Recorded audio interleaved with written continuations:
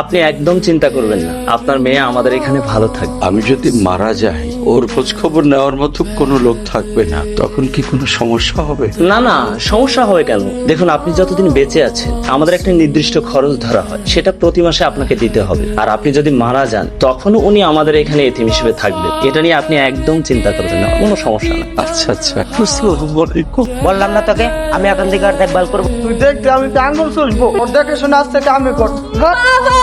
তুই স্যার এই না তুই তো, এই তুই কি মানুষ? তোরা মানুষ রূপী জানোয়ার, পশু।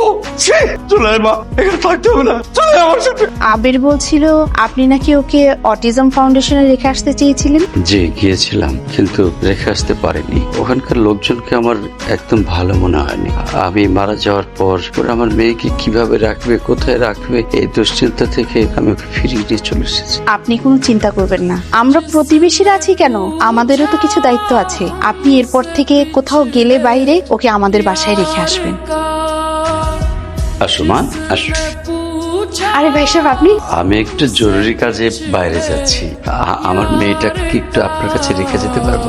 হ্যাঁ হ্যাঁ কোনো সমস্যা নেই, আপনি নিশ্চিন্তে যেতে পারেন। যাও মা। আর শোনো, একদম দুষ্টুমি করবে না। আচ্ছা, বস, তোরা দুজনে গল্প কর, আমি নাস্তা নিয়ে আসি। কি নাম তোমার? বনলতা। তা বনলতা, তোমার গ্রামের বাড়ি কোথায়? নাটোর। তাহলে তুমি নাটোরের বনলতা সেন?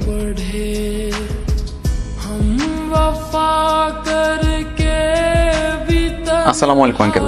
ওয়ালাইকুম আসসালাম। বাবা এসছে তোমার? বাবা। এই যে বাবা, এই যে বাবা। বাবা। বাবা বাবা। বনলতা থেকে আপনাদের খুব বিরক্ত করেছিল? আরে না না, বনলতা তো খুব লক্ষ্মী একটা মেয়ে, আমাদের কোনো বিরক্ত করেনি। হাসি। বনলতা, কালকে আবার দেখা হবে। Thank you. ওদের বাসায় তোমার ভালো লেগেছে? হ্যাঁ। ঠিক আছে, এখন ঘুমিয়ে পড়ো লক্ষ্মী মেয়ের মতো। কাল সকালে আবিরদের বাসায় যাবো। হ্যাঁ আচ্ছা। আমি চাই আপনার মেয়ের ব্লাড গ্রুপ যেন কি? ও পজিটিভ। আপনার এ পজিটিভ আর আপনার মেয়ের হচ্ছে ও পজিটিভ, তাহলে তো আপনার মেয়ের কিডনি নেওয়া সম্ভব হচ্ছে না। আমার মেয়ের কিডনি নেওয়া যদি সম্ভব হতো তাও আমি নিতাম না। তোমার ঘর কিন্তু প্রায় হয়ে গেছে, ছাউনিটা লাগিয়ে দাও। হচ্ছে কিন্তু, চেষ্টা করো। ইয়েস। তুমি দরজা খুললো কে? আঙ্কেল, আমি উপর থেকে নামছিলাম, দেখি বনলতা দরজা খুলে বসে আছে। আমার পায়ের শব্দ শুনে আবির আবির বলে ডাকছিল। আর আমি তো মর্নিং ওয়াকের জন্য বের হচ্ছিলাম, তো তখন ও আমাকে টেনে ভিতরে নিয়ে আসলো। এখন আর কি, ওর সাথে বসে বসে আমরা দুজন মিলে ঘর বানাচ্ছি। খুব সুন্দর হয়েছে, কিন্তু এই যে দুষ্টু মেয়ে এভাবে মানুষকে বিরক্ত করে।